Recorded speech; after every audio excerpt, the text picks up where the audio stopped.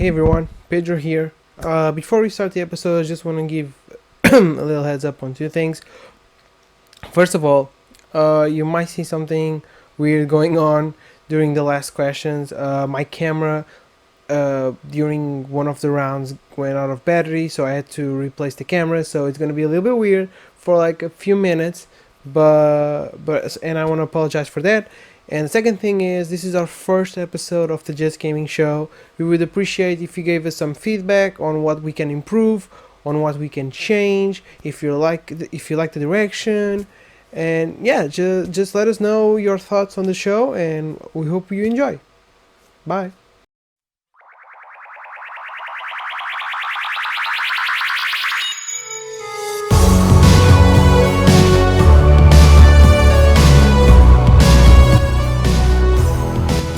Fight! Hey everyone, welcome to our first episode of the Just Gaming Show. Today I'm joined by Roman and Nolan. We're gonna have a very exciting matches.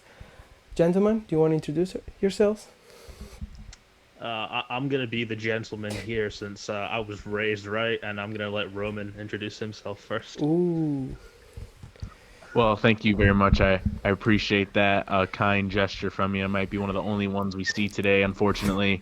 But yeah, I'm pretty excited to be on. Always down for a good debate, a good discussion about video games. So let's just get this thing started when we can, and just hopefully Pedro doesn't lose his mind.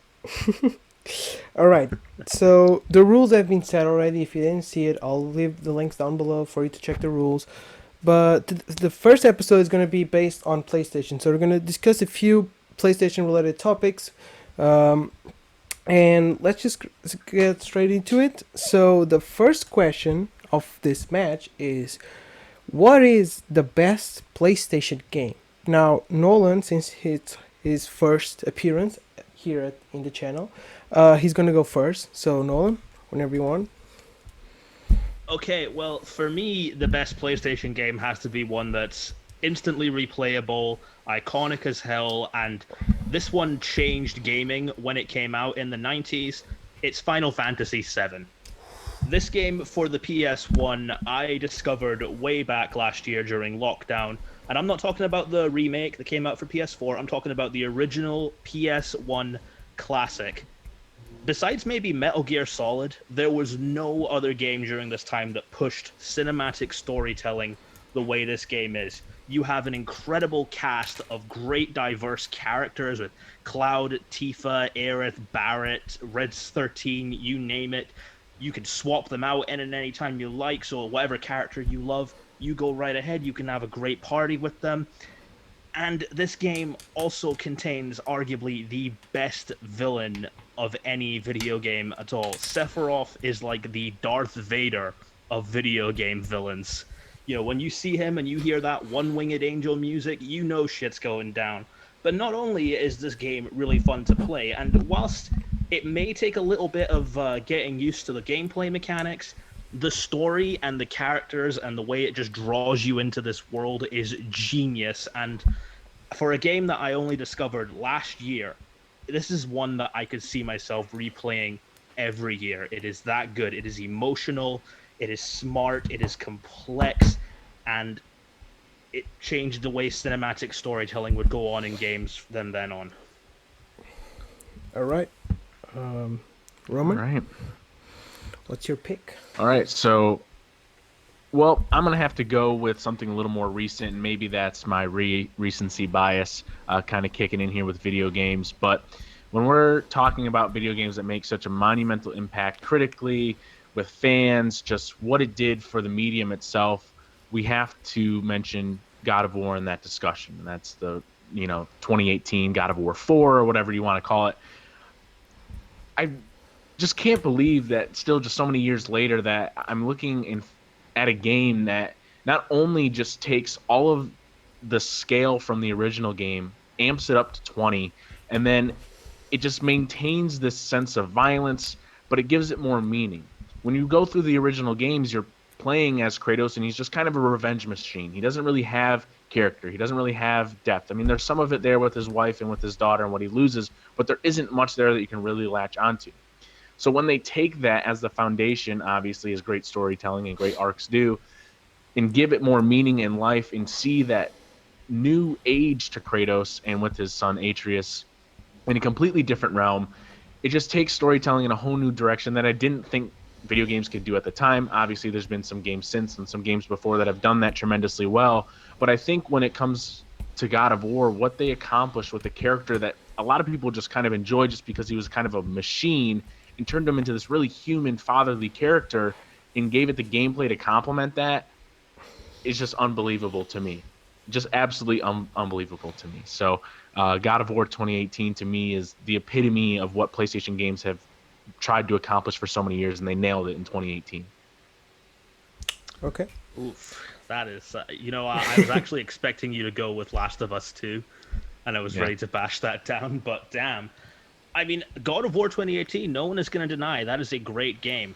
However, that game is one of the most difficult games to get into at the beginning. If you are not familiar with how those mechanics work, you're just going to be throwing your controller at the screen like Kratos is throwing his fucking axe.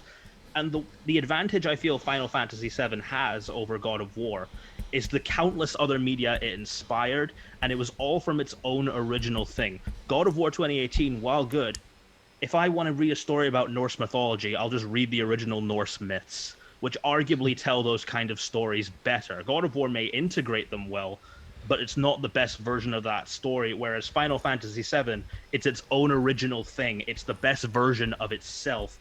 And the countless ways it inspired. In fact, I think you wouldn't even have God of War 2018 without the success of Final Fantasy VII. Yeah, I mean, when we're talking about the legacy of Final Fantasy VII, obviously it has some mileage on it, it has some years on it, and it has an advantage in that department because we don't really know what God of War's legacy is going to be in about 5 to 10 years, and that's a huge question mark. But at the same time, when you look at its immediate impact and what it did for a franchise that a lot of people thought was just completely dead after the PSP versions of the game. Not the PSP was bad, I'm a fan of the PSP, but it's you're looking at a game that just completely elevated a franchise that was pretty much dead in the water. I mean, I can't think of a game in recent memory that had not only great gameplay from beginning to end, but also had great end game content. Yes, it was remotely difficult, but it rewards you with exploration across various realms. There's beautiful sights to see, other stories that you can tell. I mean, you could just sit on the boat traveling from island to island or realm to realm and just hear stories about Kratos' journeys or his perspective on life compared to Atreus. And it's so interesting and so fascinating how PlayStation throughout their history has just made this dialogue between characters so fascinating. You look at Nate and Sully, you look at Ellie and Joel. It's just something that's been ingrained in their DNA as a company for a long time, but they nailed it with God of War from two very differently aged people. Or, I guess, gods. Yeah, God of War does that well with two characters.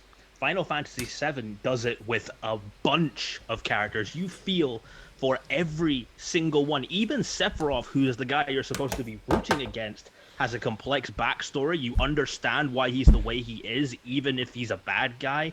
The mythology they create around Genova and how the Earth people worked with Aerith, it works so well. And as good as God of War is, for me, it doesn't have that moment that hits like the death of Aerith hits, where the guys behind Final Fantasy VII, they wanted to create a game about how painful death and life can be, and how you can just have a set of character that you love, and then 1 second they're ripped away from you.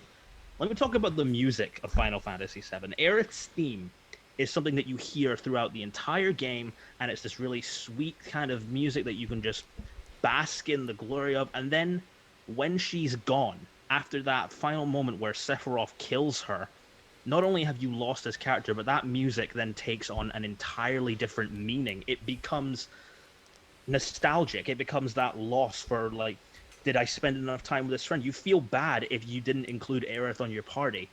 And whereas with God of War, you have two characters that are done pretty well, but in Final Fantasy VII, you have a bunch of them, and people have never forgotten them. Let me Yeah, just I mean, interrupt. Sorry. Sorry, I was gonna say that let's hear Roman's rebuttal and then let's finish off this round.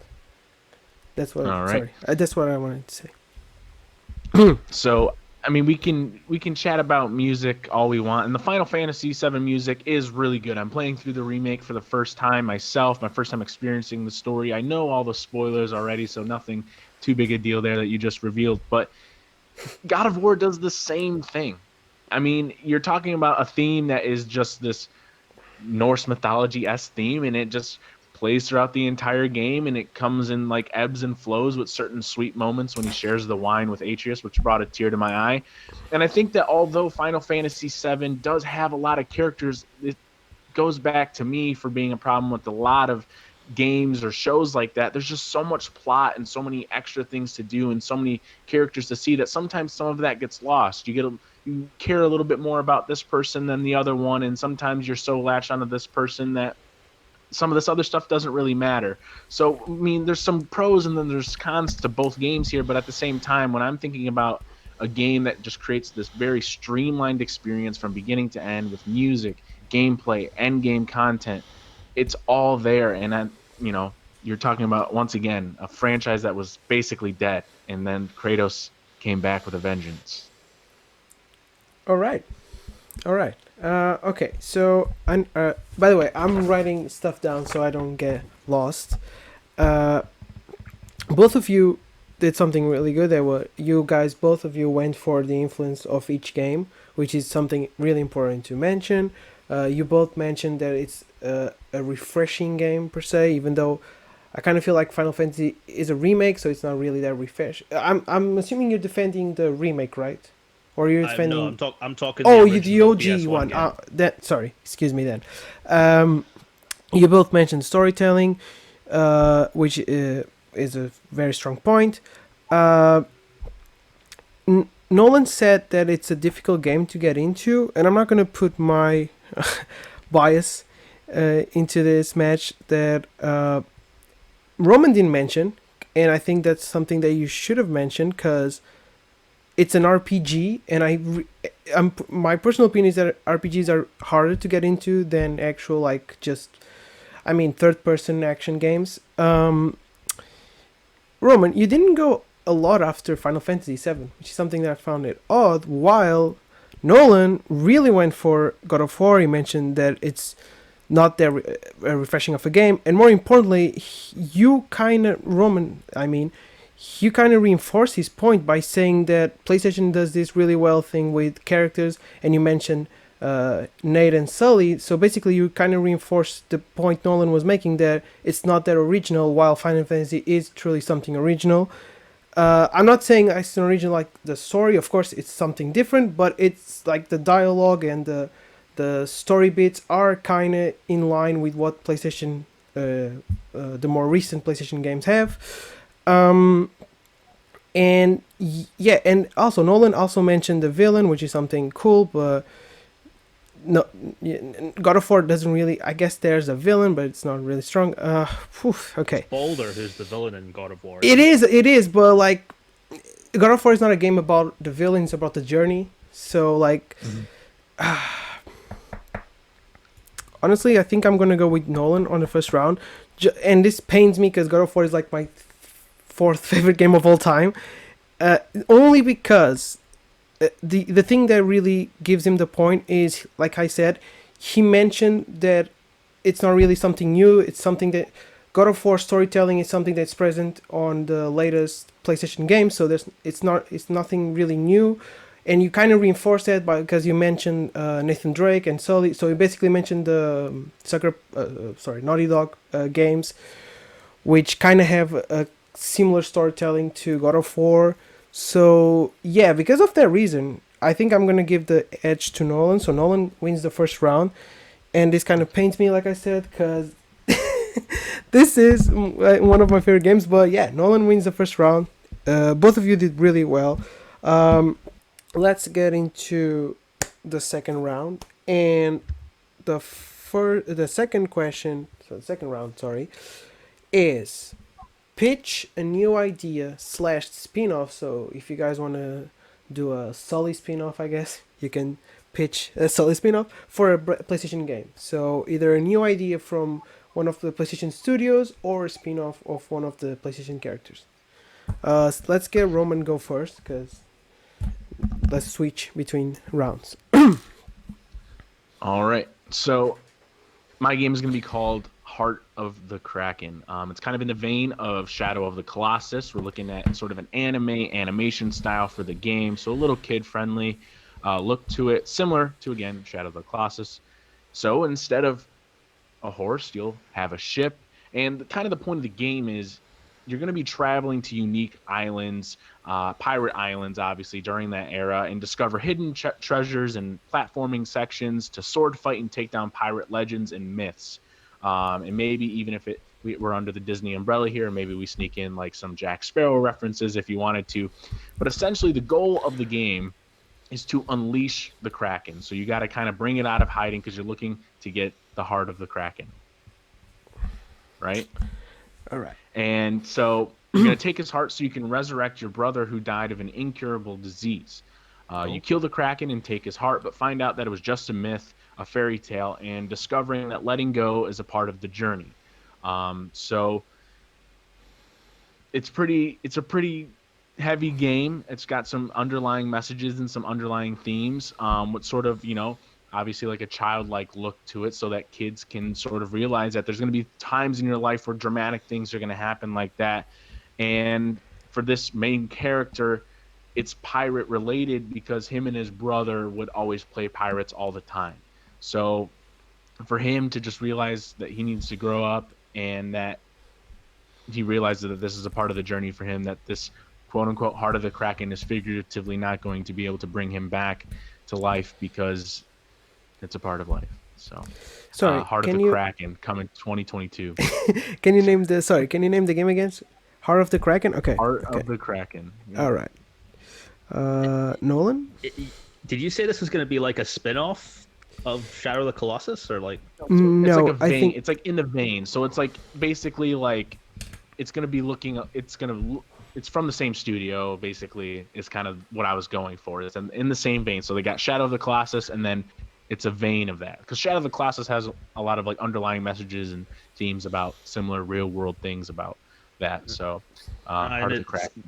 It could be like Ico, and the other one could be in the same vein, I guess. So yeah. So, Nolan, you can go. Whilst Roman sounds like a great original game, I'm going for a universe that has already confirmed rich characters, a story that people want to go back to even though it's finished, and it can just embrace the tropes and have a bunch of fun and make the best game possible. At the end of Uncharted 4, A Thief's End, we meet, without a doubt, one of the best epilogue characters that I have seen in any story, with Cassie Drake. And with Caitlin Dever, the actress behind her, already killing it in roles like Booksmart, and I believe she's going to be in the new Dear Evan Hansen.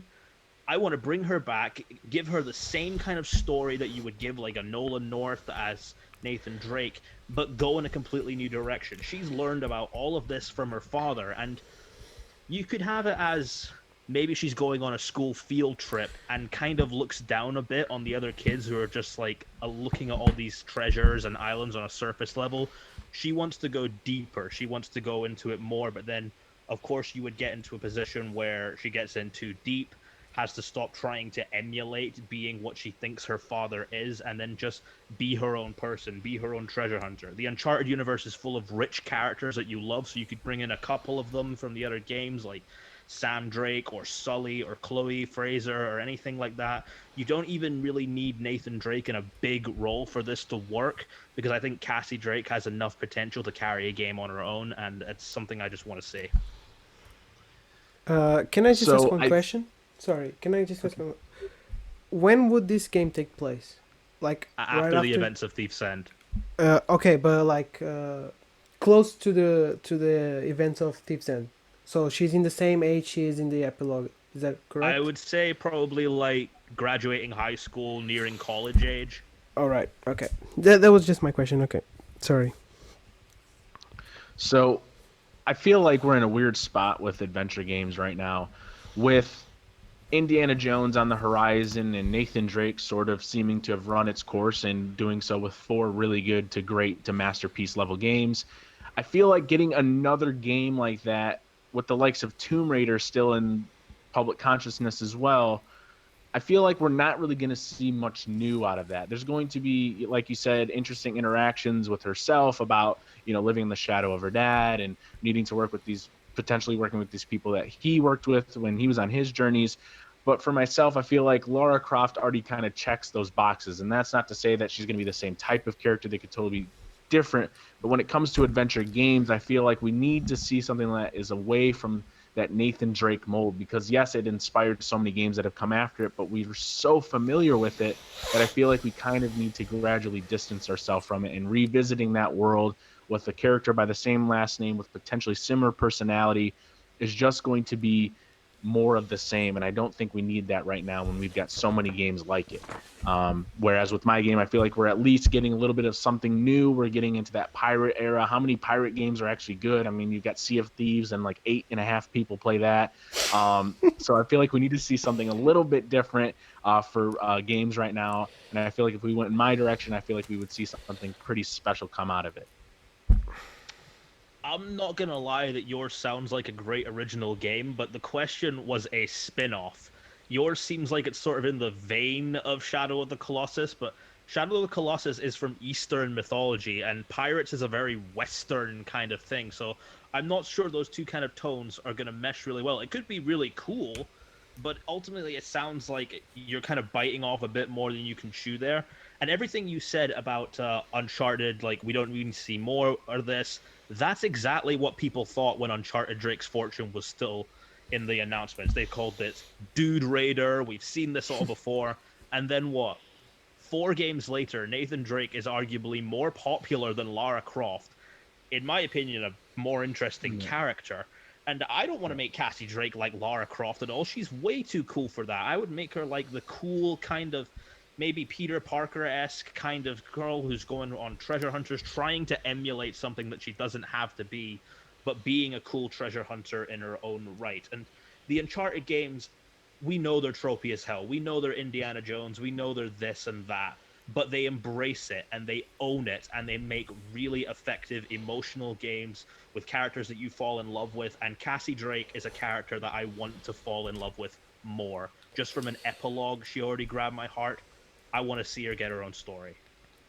Yeah, and okay, so even if it's more of an original approach on my end, I still think that what we're looking at is we're looking at a studio that clearly made something special with Shadow of the Colossus, but so many of its features are a bit archaic. Like I know a lot of people love the horse riding in that, but it needs to be finely tuned. So if you take a studio that made a game where you're riding a horse, where now we're going to be, pirating a ship, you're going to be able to upgrade your ship and use it to defeat the Kraken or other enemies, fight thunderstorms, fight the ocean, whatever it needs to be. And I think it's going to serve more of a purpose. So it allows the studio that took over, that worked on Shadow of the Colossus to be able to flex their muscles a little bit more.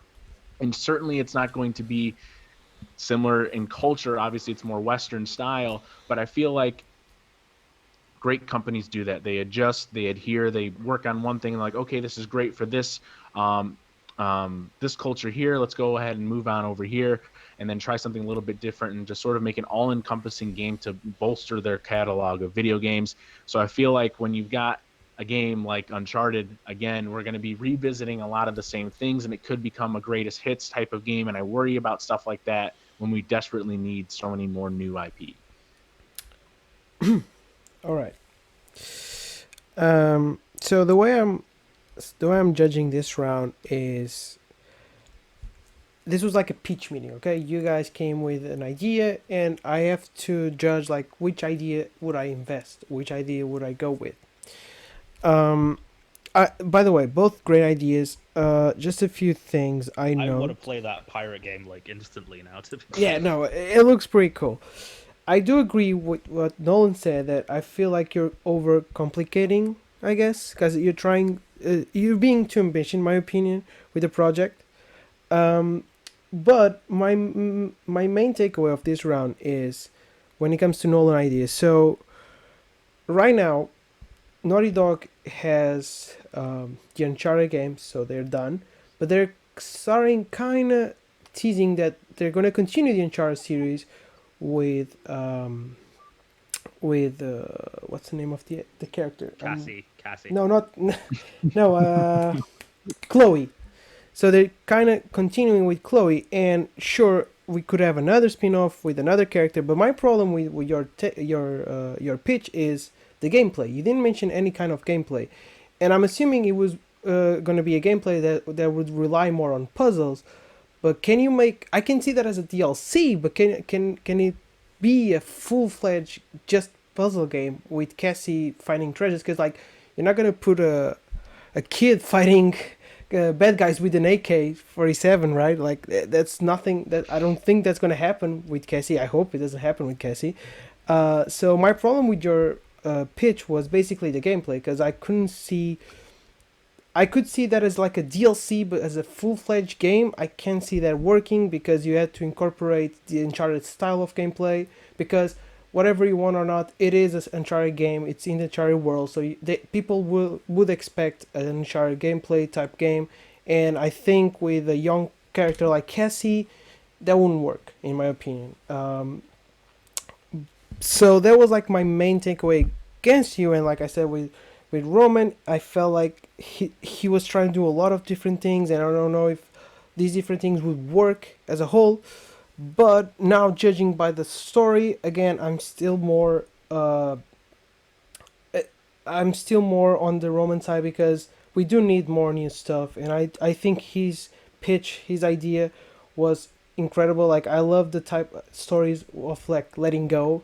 So, I think I'm gonna give this round to Roman because, mostly because he sold me the whole package. I think that's the main reason why Roman wins. He sold me the whole package. You basically sold me the Nolan sold me the narrative of the game, and I kind of wanted everything. I kind of wanted to know everything, and I don't think Nolan's idea would work as a full-fledged game because it doesn't have.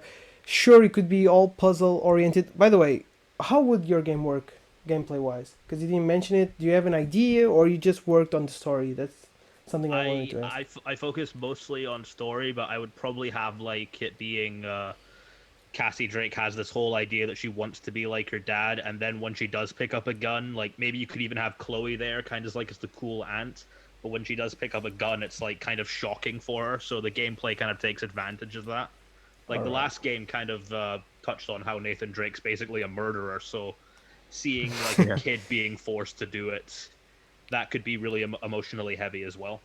I know the round's over, but I probably should have mentioned that too. It's the thing you mentioned. So like I was hearing your side, and I was like, okay, but how is the game gonna work? How am I gonna enjoy this story through which mechanics of the game? Like, am I gonna do some puzzles? Is it a platformer for some reason? Is it a third-person action game? Like you didn't mention that, so because of that point, I think it was the main takeaway from your round. I think I'm gonna go and give the point to Roman just because like he sold me the entire game while you sold me an idea, just an idea for a story, while he sold me an idea for a game. I don't know if that makes sense, but yeah, I'm giving this round to Roman.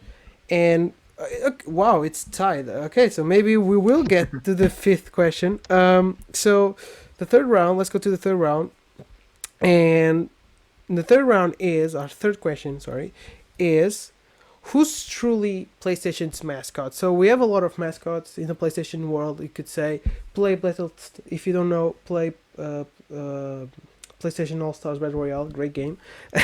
So there's a lot of characters in the PlayStation universe, but which one would you say it is the definite image of PlayStation? Like for example, I'm not gonna put in the heights of like Sonic being Sega's mascot, which he is, but like he's super big. I mean, but when you think of PlayStation, which is the first character that pops into your head? So am I going first on that? Yes, you're going first. Yeah, sorry. Well, I'm going to go back to the retro route, and especially for a character that just came back, it's Crash Bandicoot. Crash Bandicoot instantly has that kind of mascot, instant recognizability that you get. Kids know who he is. Adults grew up with him. He just came back in a new game that like has all the great stuff about the great platforming that he was back in the 90s, proving that he's just as relevant today. And this is from a character who doesn't say a word. And purely through innovative gameplay, great villains, amazing levels, unique level designs, and each game getting more and more insane as it goes away. These games are basically nice little elevator pitches for game developers to come in and think, oh, what's the craziest idea I can do for a level? And then they just run with it. The original Crash trilogy is some of the best games you will ever play. I even think Wrath of Cortex is pretty cool. The later games were like Crash of the Titans and Crash Racing. The fans naturally said like, yeah, these don't really work as well. So they brought Crash back with It's About Time last year, and it was just like playing an old Crash game again. And new kids are going to get to discover this character just like we did growing up. And I think this is a guy that's going to last forever. Right. So for me, when it comes to mascots, it obviously has to be a universally beloved character. You can't go in the direction of Nathan Drake because he's carrying around a gun. He's violent, similar to Kratos. He's just extremely violent. So for myself, I'm going in the direction of Sackboy. Obviously, a little bit more recent. But for me, when it comes to Sackboy, the genius behind it is that it taps into such a creative side for all gamers. All of us are going to be able to emote with the character. We can press right on the D-pad or up or left or down to emote how we're feeling in the moment, whether it's how we're feeling while we're playing the game or a level that's actually kind of scary. So you're able to give your character a personality. Now, the problem for me when it comes to someone like Crash Bandicoot is although he's a great character that's been around for a very long time across multiple generations of PlayStation, when you're going into a game, there's just not enough emotion for me. He's more of a product of his villains and of his side characters, and you mentioned that. But for me, when we're talking about a mascot, someone you want to instantly recognize and connect with, Sackboy is more of that than Crash is because he doesn't really emote. He jumps, he dashes, he slides, whatever it is. But for me, it's just Sackboy above and beyond because of how recent he is, how big of an impact he's already made. He's on his third or fourth game. So Sackboy for me over everybody. I do like Sackboy as well, but I disagree when you're saying that Crash doesn't show any emotion because Crash exists as a sort of vessel for the player to put themselves in. He doesn't need to talk. He doesn't even need to react much to situations around him. You want to be him. Kids instantly recognize him. I reckon if you put out Crash Bandicoot plushies, they would sell out because I would buy every single one of them. And over 25 years, Crash has still proven to be innovative and fun, and with all those basic gameplay things, just like the running, the dashing, they find new ways to make that fun and innovative for new players. And I feel like even if you're not a gamer, you know who Crash Bandicoot is, you know who Aku Aku is, you know who Dr. Cortex is. With Sackboy, I don't feel enough people would know who he is. In fact, if you looked at him, some people might even think he's the kid from Trick or Treat. Crash, I feel, is more instantly recognizable. He's got his own unique look. He could easily even lend himself to maybe an animated film if Sony wants to go down that route. Hopefully not the same as like the Ratchet and Clank movie, but something fully embracing Crash. That actually hurt. Yeah, I almost picked Ratchet for this question, but for me, he's what PlayStation is about. He's about innovative gameplay, allowing the player to be the star of the show, and with him being instantly recognizable to kids and adults that grew up with him, this is a character that's not going away anytime soon. I think we're in a similar position because I think we're dealing with very similar characters because although obviously we're all in agreement that Crash's level design and worlds are a little bit more complex and innovative, you can slide now, you can jump through walls and TNT and whatever else, but again, we're kind of dealing with similar characters here because Sackboy is another character that you can just inject all of your personality into. The entire game hinges on gamer participation. It hinges on gamer personality. If you want to deck your Sackboy out in a vampire teeth with a green beret hat and like camo pants or like a Bahama t-shirt, whatever it is, you're going to be able to inject your life into the game to make it feel like you and look like you. Deck out your ship And so for me, when it comes to a mascot, what you want to see is a representation, or especially in video games, a representation of an all-encompassing thing that PlayStation has been about for so long. And although Crash has that look and it doesn't look like a Trick or Treat ripoff, whatever it is, I feel like when you're talking about a character that encompasses so much of what PlayStation's about in terms of personality, in terms of innovativeness, in terms of just breathing new life into something, I feel like Sackboy is the best example of that, amongst an entire roster full of incredibly good characters. Right. Sackboy's from Little Big Planet, right? Yes, Yes. correct. Little Big Right. Planet 1, 2, 1, 3. 2, and Sackboy Run. That's also on PS5, And and it's there's a lot sorry, of not them, but Sackboy Run, Sackboy Big Adventure, which is incredible. Everyone should play it because it's a fantastic game. All right, right off the bat, I'm just gonna say this, Roman. You should have mentioned the fact that Crash actually isn't a PlayStation exclusive character. Like Crash is on every other console right now. Sure, it started on PlayStation, but right now it's a character on the Switch, on Xbox, on PC. So like, it's a character that is everywhere. So, to me, like, I actually didn't know that. no, it I is didn't know on. it. I forgot. Crash 4 is the only right now PlayStation exclusive Crash game because it needs timed exclusive. I think this year Xbox gets Crash 4. That's something that I was hoping you would mention because I think it's a huge point to mention. But anyways, Nolan did mention something that was very true to me, which is Crash is more a character that can appeal to kids nowadays and adults because adults grew up with Crash. Kids are growing up with Crash right now, so it's a character that works for both. While Sackboy is more recent, that's true as well. But something also that Roman said that I thought it was very true is Sackboy is kind of like a character for everyone because Sackboy can be whatever you want. You can dress him up as I don't know, like a girl. You can dress up as a boy. You can do whatever you want. You can do whatever you I'm want gonna with make a Sackboy. gender fluid queer Sackboy, You and I'm gonna can, enjoy but that's the the hell out that's of the it. beauty of Sackboy. You can, and that's the beauty because you can be whatever you want. And I think that's something that's a really beautiful to think about, like a mascot that can apply to anything. It doesn't have to be just one image. Um,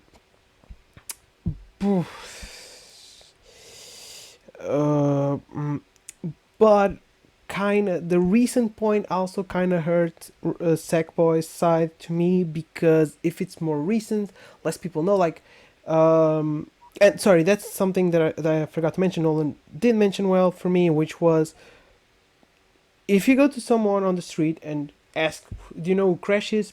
Most likely they'll say who they know who Crash is, and they won't know who Sackboy is because Sackboy is more of a gamer's character. I don't think non-gamers know a Sackboy as well as Crash. So like, I don't know. When I think of a mascot, I think something that like everyone recognizes and associates with the brand. So like, if you talk Mario, everyone's gonna say it's from Nintendo. If you talk Sonic, they're gonna say it's from Sega. So I'm looking for someone that when you say their name, it pops up like, yo, yeah, I play them on PlayStation. But then again, Crash is not a PlayStation exclusive character. So I'm really in the middle because you both have highs, but you both also have lows. Um, I was sure Crash was PlayStation exclusive. Now he's on all consoles.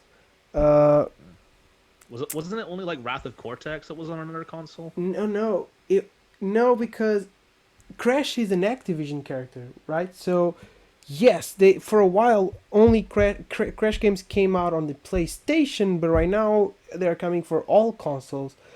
It's the same thing as Final Fantasy. Final Fantasy technically is not an exclusive. I don't know if Final Fantasy 7 is going to come out on Xbox, the remake, but it is not it's not an exclusive. It's a partnership, I guess. Like, I don't know. It's weird. It's the same. Crash right now, I know for sure that Crash is not PlayStation exclusive because there's the trilogy right now on PlayStation. I have the trilogy on the Switch. That's the thing. So like, can you? Uh, I'm just waiting like the points. I can see the wheels turning in your head, Yeah, like the best not- Crash it's Bandicoot not. levels. I like Sackboy more. So if I was going by my personal choice, I would say Sackboy because Sackboy is more personal to me. But I don't want to be biased. I'm sorry for being in my 20s. What does that mean? I'm in my 20s and I love Sackboy. I assumed you were like way younger than me. I'm 20. I don't even know my own age. 24. Okay. Fuck, we're the same age. I think all we're the all the same same age. Anyway, okay. Let's go. I'm gonna give, and this is the only. God damn it! I'm gonna give it to Nolan, and just gonna say this. Even though it's not an exclusive PlayStation character, he said that it doesn't work for people outside of gaming. People outside of gaming don't recognize the character of Sackboy, and that just works also against your argument, Roman, that it is a more recent character. So like, yeah, it's a more recent character. People won't recognize him as easily as they recognize Crash, and I think that's the only reason why I think I'm slightly gonna agree more with Nolan than I'm agreeing with you. But so I'm gonna give the round to Nolan because of that. That's the only reason why I'm giving, because I think both of you were really neck and neck. If Roman had mentioned that's the thing. Roman didn't mention this argument that it's not a PlayStation exclusive. If Roman had mentioned that, he would probably won the round. But yeah, I'm gonna give it to Nolan. All right, let's go for the fourth round. Okay, all right, let's go. So let's go into the third round. Sorry, the fourth round, and the fourth round is: which studio should PlayStation buy next? So, Nolan, you're gonna go first this time. Wait, no, sorry. Roman's gonna go first this time. Me. Yes. All right. So, with recent news of Xbox going above and beyond and acquiring Bethesda for a ton of money, Sony, I don't think necessarily needs an answer, but since it's a business, they know that they're going to have to do something to match that. So, although this company isn't as necessarily big as Bethesda in terms of how many people work for them, Sony needs to go out of their way and get CD Projekt Red under their umbrella.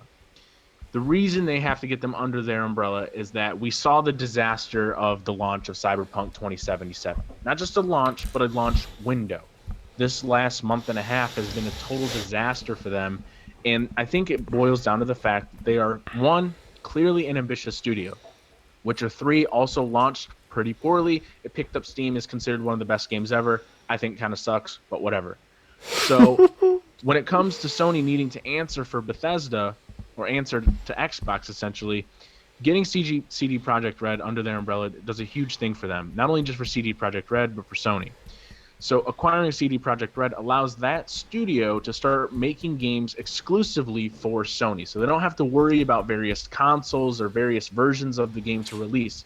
They can release it under one window or under one umbrella, focus on Sony, and then we can probably get a more refined, efficient product instead of having to worry about people doing T-poses in streets on top of cars and naked women just being blurry. We don't have to worry about stuff like that if they were just able to make a game that was specifically tailor-made for the PlayStation family. Obviously, again, this is all hypothetical. It'll probably not happen no matter what argument we make for what studio. But I feel like CD Projekt Red really needs someone to back them up. And I feel like if Sony does that for them, that studio is going to go above and beyond. They'll turn into the next Santa Monica. They'll turn into the next Naughty Dog, whatever it may be, because we see the ambition, we see the potential, we see the passion. They just need their sights set a little bit lower and a little bit more refined. So CD Projekt Red is my answer.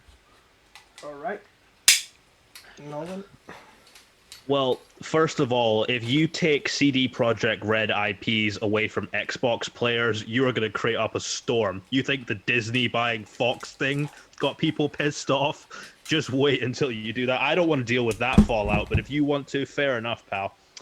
I am going to take a studio that's not as well known as CD Projekt Red, but for my money, develop some of the most unique and fun games to play with your friends that I think with just a little bit of help from Sony, they could make them the next big IP. And I'm going with Supermassive Games. They're a small British gaming company, and you might know them for Until Dawn and the Dark Picture anthology series like Man of Medan and Little Hope, which these are games that should be awesome. Arguably, Until Dawn is the only one that is, and that was a PS4 exclusive. With the Dark Pictures anthology, I see the ambition where they're going with Little Hope and Man of Medan and House of Ashes next year, but I feel they don't have enough of the resources that Sony would give them that would allow them to go really full on out and making these great horror point and click games that you play essentially like horror movie nights with your friends. Each way you play it can be different, and I feel that Sony with Supermassive Games, they would hire more writers that could give them really great content. Like you hire somebody like Amy Hennig from the Uncharted series, get her working on a Supermassive game with a Dark Pictures anthology. Look at what she did with Legacy of Kain. She knows how to work with horror. With the taking Supermassive games, you have these things which have potential. I think they're fun to play, but they could be a lot better. And I believe Sony could take Supermassive games to the next level and make these the great horror games that they should be, rather than just slightly good retellings of horror tropes. So Supermassive Games, obviously, they've been around for a little bit and they're making their niche little horror games and everything. But I feel like that doesn't really do much for Sony, considering they already have a plethora of smaller games that appeal to relatively niche audience. That's not to say that horror is niche. I'm not gonna be one of those idiots. It's just that those types of games are very niche. And I feel like there's not that many people that are going to flock to Sony to say, oh my gosh, they've got an exclusive set of games that is, horror, and I'm able to chill with my friends and do them. I feel like that's going to be better suited for, more of Microsoft's taste, or just more of a universal taste where you can play something that small on a Switch and still get the joy out of buying a slightly cheaper console. When it comes to, this all being a business and them needing to react to someone else's actions, I feel like CD Projekt Red is that next best step for them because of how big Bethesda is. Yeah, people are going to get mad about it, but people are already mad at the fact that we might not be able to play Skyrim on PS5. And then that's not going to happen because Skyrim's too big of an IP. They'll lose too much money on it, whatever. But when it, again, like we're looking at a company that has two major launches in a row, two Game of the Year contenders. One of them is now a pretender. It's not going to happen.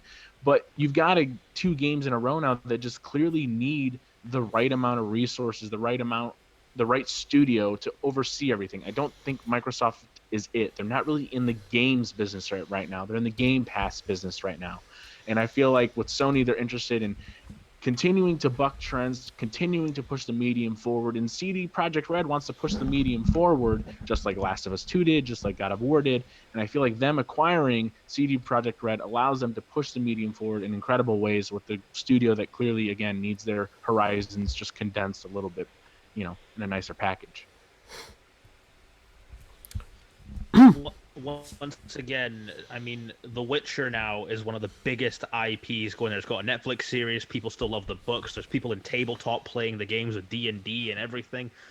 And I feel with CD, if Sony buys CD Projekt Red, they're gonna take those IPs away from other players, and that's gonna be way more of a thing. Roman, I know how pissed you were about Disney buying Fox. Do you really want to do that for gamers? Do you want that kind of shit on your hands? With Supermassive Games, I feel with gaming it's so much different. I feel it's so much different. with Supermassive Games, right? Like, I mean, it's not really that much different. Buying a new console to play a game is a little bit different than maybe having to go on one other streaming service.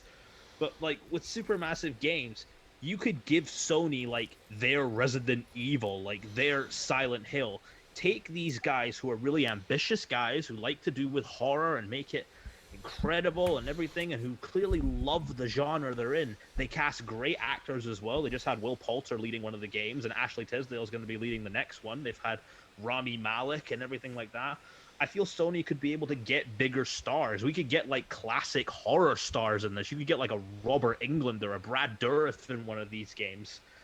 And I feel with Sony's resources, they could take Supermassive Games, which is a relatively small studio and is only for niche players, and take it to the next level. And then Sony would have like their equivalent of a Resident Evil or a Silent Hill or any of these great horror games. With them buying CD Projekt Red, I don't feel that's going to do much to it anyway. I mean, maybe they'll fix a couple bugs, but all you're really going to get from that is a bunch of pissed off gamers that they can't play these games. I think for Sony, that's something that they're willing to, bite the bullet on. And I feel like when it comes to another type of game like that, I mean, Sony had Detroit Become Human, and that is admittedly a really good game, but it didn't do well enough for them to be like, we need to continue pursuing these types of games. And I feel like there's no direction for them that feels like that'd be reasonable for them. So yes, horror is a little bit more appeal. They're fun, they're silly, they're goofy, but I don't feel like there's enough there for them to say, we tried this with Detroit, it worked out okay, we got a couple of awards. I don't think there's much there for them in that market when they can go after a studio that is going to bring in so many more gamers, which means that, yes, you're going to piss off a lot of people, and I feel like businesses love to do that. We've seen it time and time again, but I feel like it comes at the expense of getting another studio under the belt that creates great single-player experiences, which is a part of their brand. As Cyberpunk proved earlier this year, bigger isn't always better. I feel that's what you're going to get with. You got to maintain it under Sony. That's why they're doing it tomorrow. I got in contact with my guy. They're doing it tomorrow. Oh, you stockbroking son of a bitch. Okay. All right. So, very good points from both of you. By the way, I was looking at my phone because I was just curious to see which projects Supermassive. I wasn't sure of which games Supermassive Games had done. I knew like 3 of these entire list, but I just wanted to make sure, and I wanted to make sure which game CD Projekt Red made. That it was basically The Witcher and Cyberpunk. First of all, okay. First of all, you mentioned there was a riot when Roman did say something that was true. The reception you mentioned Disney buying Fox. The reception when it comes to gaming, when it comes to these purchases, isn't as bad as the reception when it comes to movies. Because with movies, there's very different outlets of gaming. There's very different studios, many different studios. While gaming, there's really like 4 consoles. There's Xbox, there's PlayStation, there's Switch, and there's PC. And I think the reception when it comes to like when a company buys these huge other companies, as studios and whatever, the reception isn't as bad as movies. I just wanted to mention that. And honestly, the reception for the Bethesda thing was really like not that bad. A lot of people were the main issue that a lot of people have is Elder Scrolls still gonna be present on all other consoles. That was the main getaway because I didn't see anyone complaining about Doom. I didn't see anyone complaining about other properties that Bethesda is developing. So I don't think is that as bad as Nolan mentioned.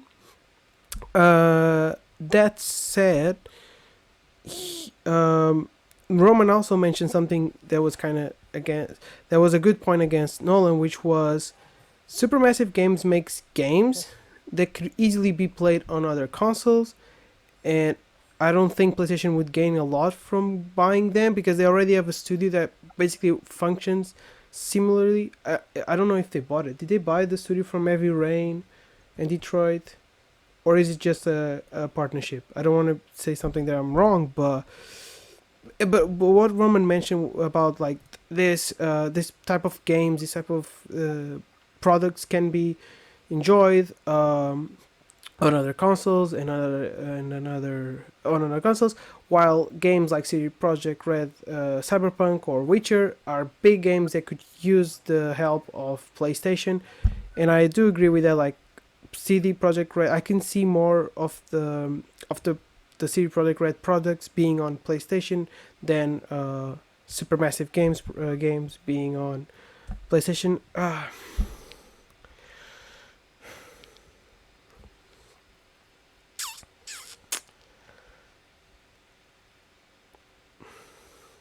And also, Nolan also mentioned that they can get they could get actual like big celebrities in these games. I don't think so, because like celebrities don't really go for games. Like, what was the last big celebrity that was in the game? Keanu Reeves, and look how that turned out. Anyway, uh, Will Poulter's pretty big. who? Who did you mention? Will Poulter, you know, like Midsommar eyebrows guy. Oh. He was almost Pennywise the Clown. Yeah, Kevin Spacey was also in Call of Duty. Anyway, I don't know.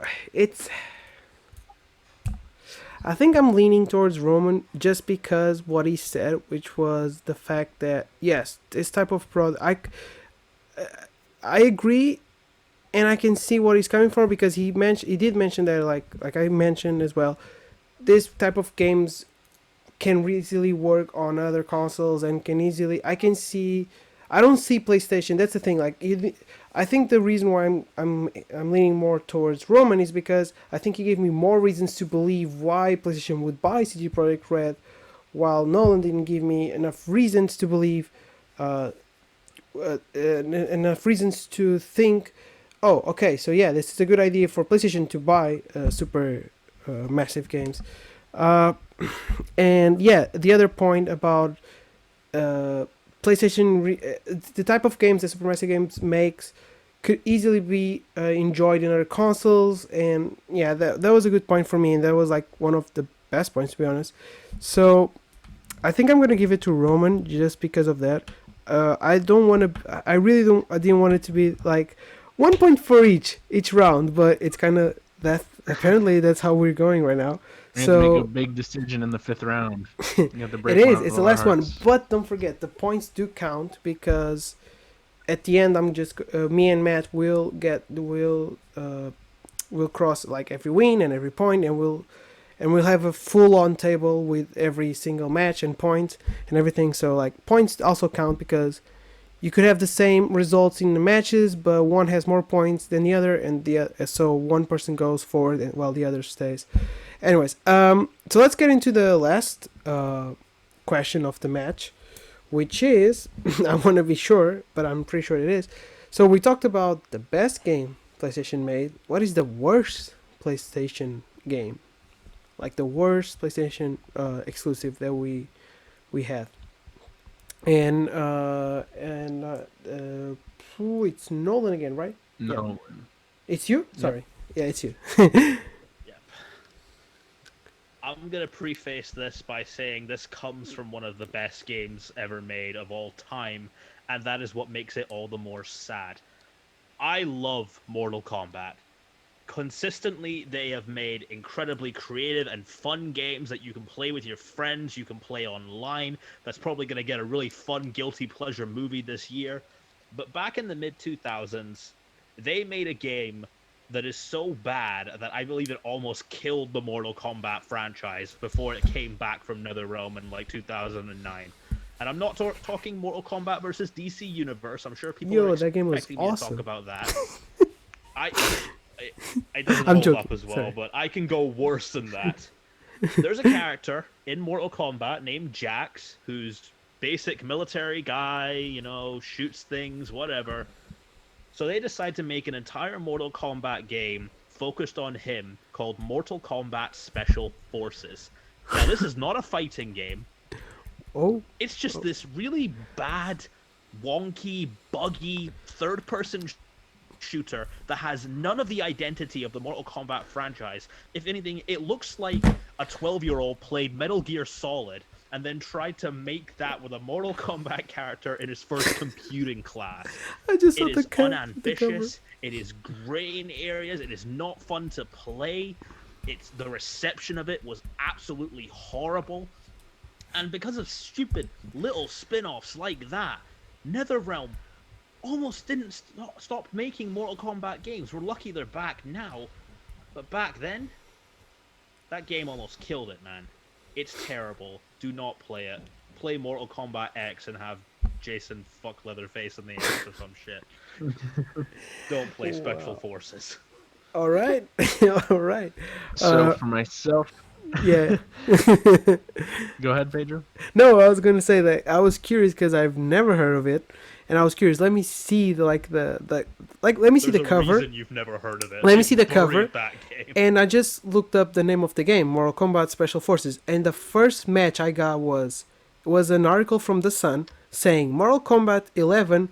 Sorry, what? No, okay. So Mortal Kombat Special Forces was so brutal, his developers were diagnosed with PTSD. What the hell? Okay. Anyways, let's get into Roman's side. I'm sorry, Roman. Go. It's all right. So I'm gonna go again with a little bit more of a recent entry, but I feel like when it comes to the worst game that someone can make, or worst game that a studio can produce, there's nothing worse than just being forgotten within years' time. So Days Gone, very recent, has a star, Sam Witwer, Star Wars Darling, blah blah blah, zombies. The When it comes to games like that, the potential is there, and it's easy to make one of those games. You have a game with checkboxes, you've got a game where you've got to just follow this guy or trail that guy or take out this hideout. We've seen it with Ubisoft millions of times, but Ubisoft is still successful because they understand how to make those things fun. Even if I don't necessarily think they're fun, I'm one of the 1 out of every 500 people that actually enjoys playing those games. When it comes to something like Days Gone, it desperately wants to be like so many other games that it loses sight of really knowing what it wants to be. When they sold us the game and when they pitched us the game with that great trailer where a million zombies or whatever ran out of the train station and you're running away from them and you feel this intensity and they sound cool and they look cool and you feel like, wow, this is going to be one hell of a zombies experience that's similar to maybe something like Left 4 Dead with a single player point of view. But the problem is the characters suck. The controls suck. The story sucks. The level design sucks. It's all archaic and wooden, and it feels like completely birthed from a different era. And nothing is worse than a game being forgotten in years' time than maybe potentially becoming a cult classic. So, and that's not going to happen. So, I've got more to touch on that, but you can go ahead and give a rebuttal because I think Days Gone is a bad game. I wouldn't even say it's mediocre. It's just terrible. I hated playing it. I played it. I didn't even finish it, obviously, because you got to play a long time to finish it. But it's just bad. I hated it. Well, Days Gone, I feel, doesn't work as much because the zombie genre was kind of getting cluttered at that point. Last of Us arguably was the only really game that was doing zombies well, but other than that, most zombie games are dead in the water. And Days Gone, whilst it may be mediocre and forgotten, it's at least still playable. It can have a fair enough audience. You could still play that on a rainy Sunday afternoon. You play Mortal Kombat Special Forces. I go into this game as a kid thinking, yeah, I love Mortal Kombat. This is going to be really fun and innovative. And you get the most boring, drawn-out, dull game possible that even the developers hated working on this. With Days Gone, at least there was probably like one guy there saying like, yo, I really like that one character on The Walking Dead, let's make a really fun game around that. Sure, he maybe didn't get quite up to the mark, but it's more just an okay game, Days Gone. Mortal Kombat Special Forces is a lazy cash-in that doesn't work, that forgets the identity of what makes Mortal Kombat fun in trying to imitate other third-person shooters like Call of Duty and what Metal Gear Solid did with its spin-offs, and it completely fails. It's an identity crisis, it's horrible, it is garbage. Do not play this game. So Mortal Kombat Special Forces, obviously, like Pedro and I, similar, like we are just now experiencing and hearing this game for the first time. So maybe there's something there where down the line it can become one of those like so bad it's good cult games, similar to like Superman 64. But it's not going to be forgotten. Days Gone is going to be forgotten. It's going to be like Days Gone. You're going to forget about it. Days are going to go by. Nothing. You're going to act like it never happened. And I feel like there's nothing worse than forgetting a game. And I feel like at least with Superman 64, it has a legacy. And then maybe that's the legacy of Special Forces. And yeah, it's coming off of a relatively good fighting franchise, and they're trying to do a spinoff with one of the more lame characters. Personally, it doesn't really work out. But I mean, again, with Days Gone, you're looking at a game from people who left one of the most revered PlayStation studios to go make Days Gone, to say, listen, we're going to rejuvenate the zombies franchise or the zombie subgenre. And they sold it at a time when zombies was still kind of at its peak, when Walking Dead was still at its peak. It obviously kept getting delayed for obvious reasons, and all these delays kept leading to a game that was just boring and broken, and it's just bland. It's forgettable. There's nothing to like about it. There's nothing fun. You've got a motorcycle. It's like cool. It's just a motorized horse essentially, but all of the stuff you have to do to keep that thing going is just a chore. Your motorcycle breaks down after you get 5 miles out of it until you upgrade it, and then you got to trudge around with the boring Sam Witwer to go grab gasoline at some boring gas station or some boring hideout, bring it back. You got to trudge along, maybe run into some zombies or some normal people. That's just the game. It's just repetitive nonsense just to keep you going. It wants to be a long game. It's saying, cool, look at this 40 to 50 hour experience, but most of the time you're spent just running around doing boring checklist garbage that no one likes to do. And I feel like that is just a sin. That is a sin against games. You shouldn't be doing that with all the resources you have available. And I don't know what the resources were for that Mortal Kombat team. Sure, it's garbage, but with the resources available now, you got to be making better games. And for them to just be a PlayStation exclusive, it's got to be the worst PlayStation exclusive in the last 10 years. It's not even close. I think you kind of just gave me a good argument there. At least people who were making Days Gone, they at least had cared about it. They cared enough to go against this and be ambitious. And sure, it may have missed the mark in a few areas. It may be slightly boring. No one on Mortal Kombat Special Forces likes it. The developers knew it was a disaster. This was a job.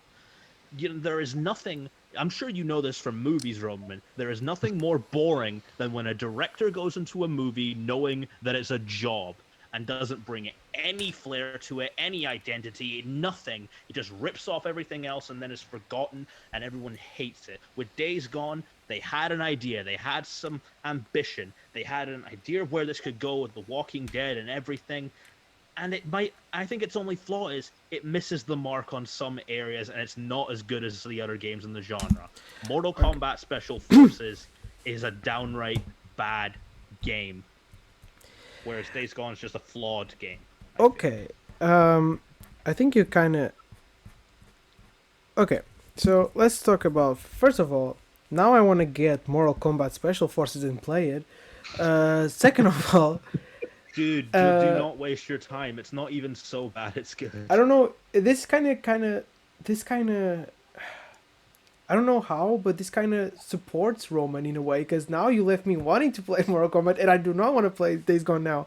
Anyway, you both made good points, but near the end, I was kind of leaning like in the middle. I didn't have one specific person. But at the end, you guys said something that I agree, and I think it's stronger.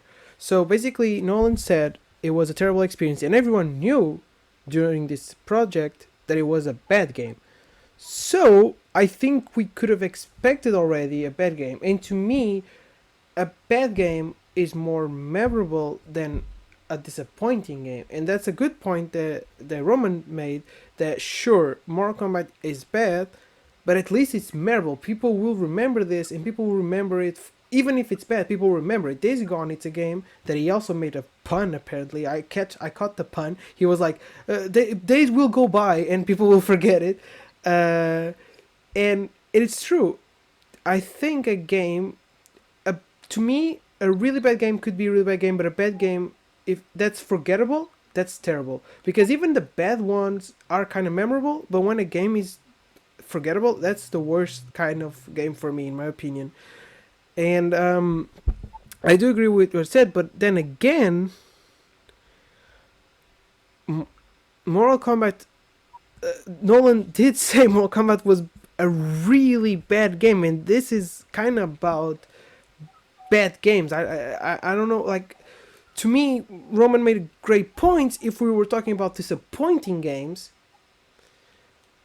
But this is about bad games, and in a way, I want to give it to Roman, because he was right in my opinion when he said that sure, it can be bad, but people remember it. A disappointing game, no one remembers, and that's true. But that kind of also can be used to justify like the most disappointing game. I don't know if you can really use that to justify the worst game. But then Nolan did say that everyone that worked on this knew it was bad, so like you kind of should have expected it was a bad game. I don't know.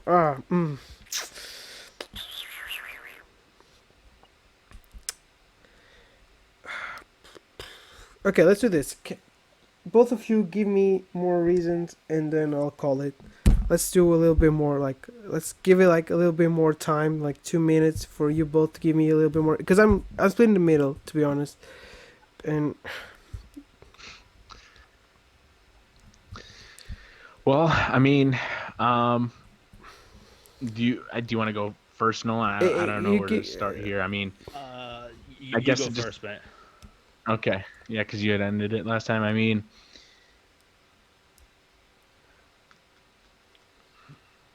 what is the gameplay of this Mortal Kombat? I mean, you mentioned that it's this special forces thing, but what exactly do you do? Because I feel like when it comes, maybe there was some ambition of saying let's try a little spin-off here, but I feel like with something like Days Gone, you're we know exactly what we're gonna get, and it's so easy to nail what you want to give to your audience because you have so many games like it that you just need to follow that formula and need to make a quick buck. Assassin's Creed did it. Far Cry has done it. We've seen it done before. Maybe just a few tweaks with the story or the mechanics.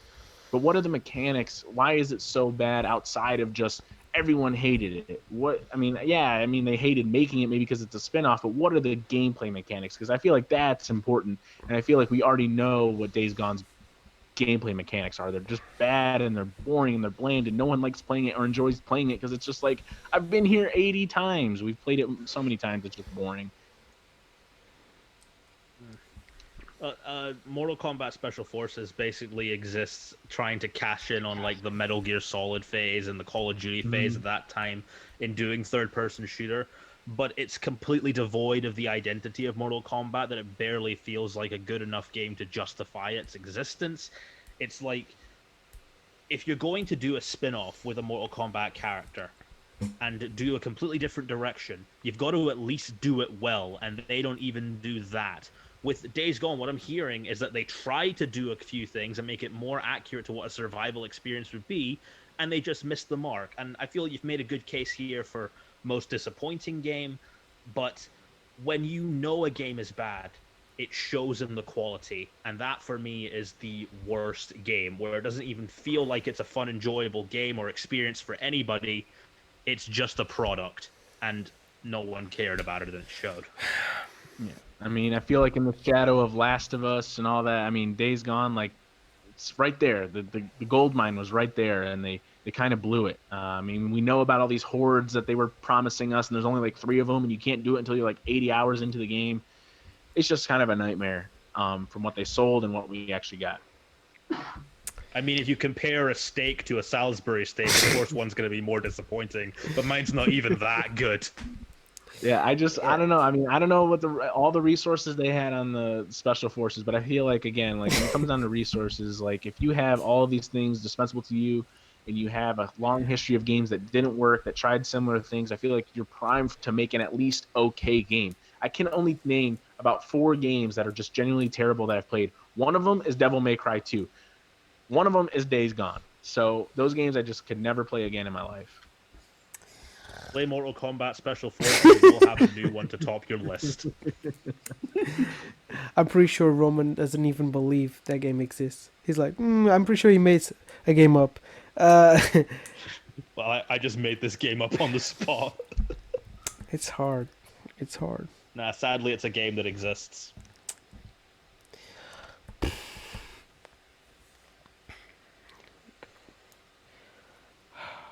Okay, never mind. I'm doing a coin toss. You guys pick heads at the. No, I'm kidding.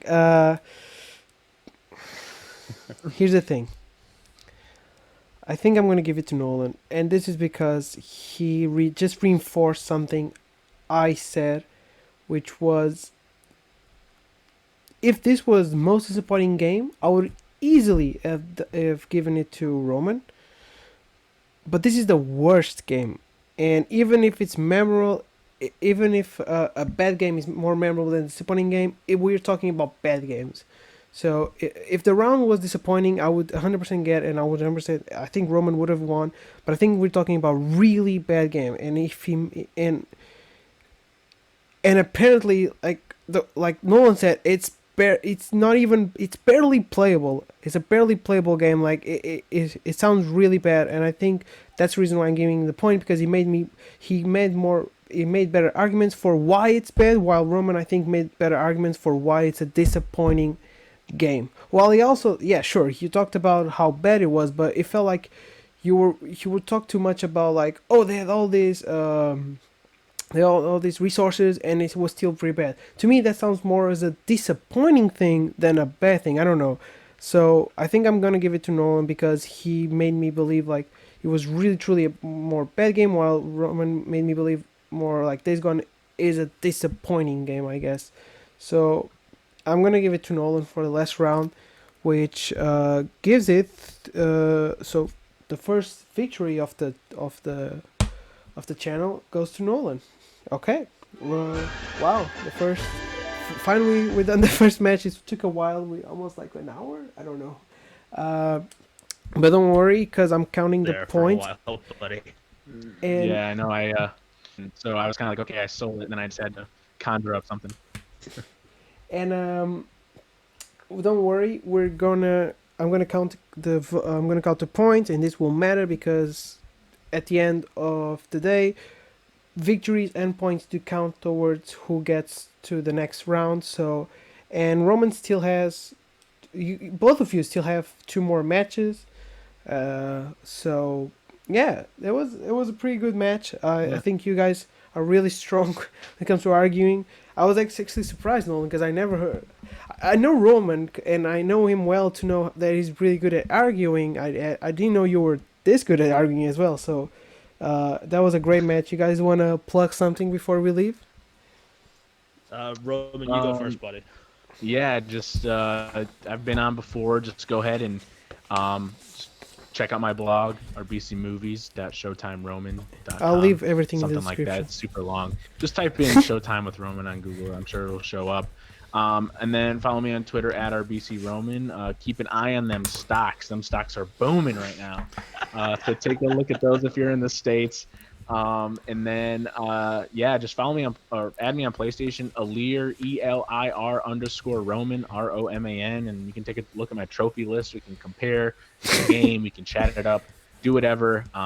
Nolan is one of the first people I've ever podcasted with in this space, going back all the way to the early movie talk days. So I knew what I was getting myself into today.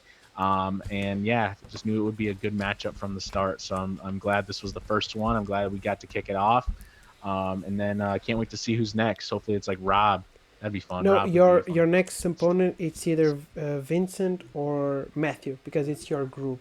So we divided 8 people into 2 groups, and you're in the group with Nolan, Matthew, and Vincent. Well, Matthew stayed over at my house, so I know all of his weaknesses.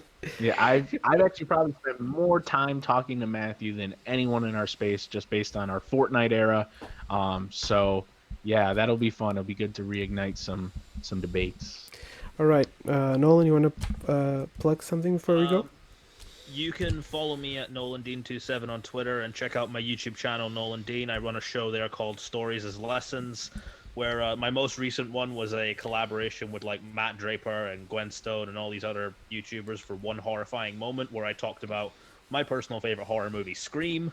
That's really fun. I'm also an author, so check out my Twitter for updates on my books and stuff. I've been talking about Moonflower for years, but I'm working on something now that's like a simulated sitcom story, and before Pedro gets too excited, I came up with that before WandaVision did it, and I'm doing it in a completely different direction. Brilliant. So check it out if you want to hear any updates on those. And Roman, this was a fucking blast, man. Just like the old days. Man. Glad I could do it with you. And Pedro, thanks so much for having me on, buddy. Yeah, Pedro's a goat. Thank you guys. So I hope you guys enjoyed it. The next match will be a bracket. The other group match is going to be Roz versus Javier. We're keeping the topic secret, I guess, until the match itself. So until it's coming out next week. So we're doing 1 match per week. So keep your eye on that. And that's all from us. Bye.